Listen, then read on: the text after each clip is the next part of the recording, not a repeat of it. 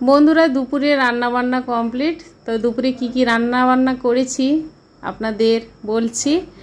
আর গরমে দুপুরবেলা মায়েদের রান্না করে বাড়ির সবাইকে দেওয়ার চাপ খুব থাকে, তার মধ্যে রান্না তো করতেই হবে।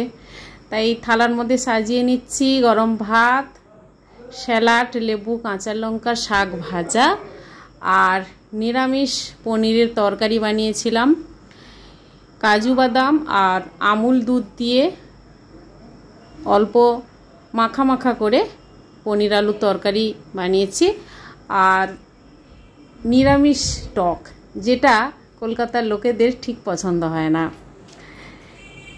নিরামিষ টক, তার মধ্যে রাঙা আলু, ভেন্ডি, কুমড়ো, কাঁচা আম দিয়ে টক। এই ছিল আজকের দুপুরের খাবারের থালি। কার কার পছন্দ?